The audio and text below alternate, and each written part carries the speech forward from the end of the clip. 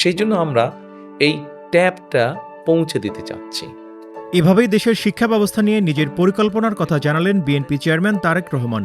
৩১ জানুয়ারি নিজের official Facebook পেজে প্রচারিত পডকাস্টের দ্বিতীয় পর্বে ওয়ান টিচার ওয়ান ট্যাব ধারণার কথা বলেন তিনি।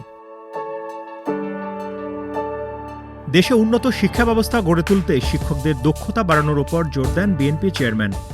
শিক্ষাকে যদি আমরা সঠিকভাবে, শিক্ষা ব্যবস্থাকে যদি আমরা সুন্দরভাবে সঠিকভাবে গড়ে তুলতে না পারি, তাহলে জাতি হিসাবে হয়তো আমাদের উঠে দাঁড়াতে অনেক কষ্ট হবে।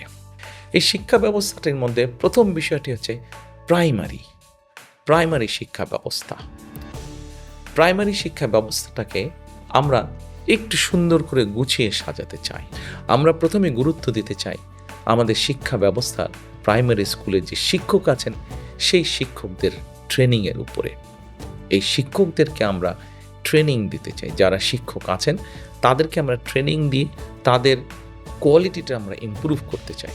কারণ আমরা মনে করি শিক্ষক যদি ভালো ট্রেনিং পান তাহলে অবশ্যই শিক্ষক তার যে শিক্ষার্থী থাকবে তাকে ভালো করে পড়াতে পারবেন, ভালো করে লেখাপড়া শেখাতে পারবেন। প্রাথমিক শিক্ষার আধুনিকায়নে সরকারি বেসরকারি বিদ্যালয়ের শিক্ষকদের হাতে ট্যাব তুলে দিতে চান তারেক রহমান। এর মাধ্যমে প্রত্যন্ত অঞ্চলের শিক্ষকেরা প্রযুক্তি দক্ষতা অর্জন করে শিক্ষার্থীদের আরও উন্নত দীক্ষা দিতে পারবেন। আমরা একটি নতুন বিষয় ইন্ট্রোডিউস করতে চাচ্ছি, সেটি হচ্ছে ওয়ান টিচার ওয়ান ট্যাব। আপনারা হয়তো চিন্তা করতে পারেন, জিজ্ঞেস করতে পারেন ওয়ান টিচার ওয়ান ট্যাবটা কি? বাংলাদেশে খুব সম্ভবত 3.5 লক্ষের এরও কিছু বেশি প্রাইমারি শিক্ষক আছেন, সরকারি বেসরকারি সব মিলিয়ে। আমরা প্রথমে সরকারি প্রাইমারি স্কুল দিয়ে শুরু করতে চাইছি। আমরা এই টিচারদের কাছে ছোট ট্যাব বা কম্পিউটার পৌঁছে দিতে চাচ্ছি প্রথমে।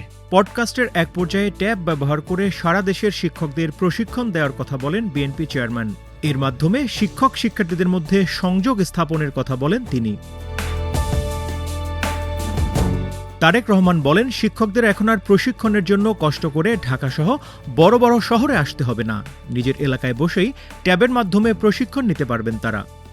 আমরা যদি এই সকল টিচারকে ঢাকা শহরে বা বিভাগীয় শহরে নিয়ে এসে ট্রেনিং দেই, তাহলে দেখা যাবে যে অনেক খরচ হবে রাষ্ট্রের, সময়ও নষ্ট হবে। সেই জন্য আমরা এই ট্যাবটা পৌঁছে দিতে চাচ্ছি। আমরা শিক্ষকদের কাছে পৌঁছে দিব এবং তাদের কিভাবে এটি পরিচালনা করবেন তারা, কিভাবে এটি চালাবেন তারা, জেলায় জেলায় আমরা তাদেরকে সেটি শিখাবো।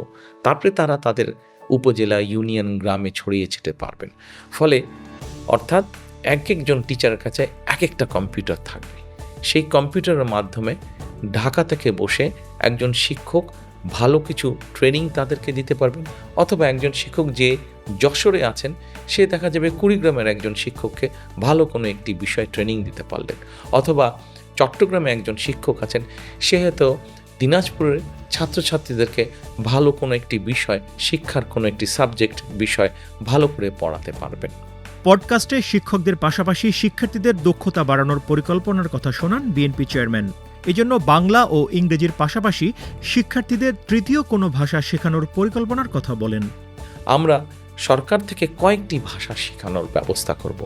যেমন ম্যান্ডারিন হতে পারে, যেমন জাপানি ভাষা হতে পারে, যেমন জার্মানি ভাষা হতে পারে, যেমন ফ্রেঞ্চ ভাষা হতে পারে, অ্যারাবিক ভাষা হতে পারে, ইটালিয়ান ভাষা। অর্থাৎ পৃথিবীর বিভিন্ন দেশে কর্মসংস্থানের সুযোগ আছে যেই দেশগুলোতে বেশি, কোরিয়ান ভাষা হতে পারে, সেরকম দেশগুলোতে সে দেশগুলোর ভাষা আমরা আমাদের ছেলে মেয়েদেরকে শেখাতে চাই, তৃতীয় ভাষাটি শেখাতে চাই তাদেরকে।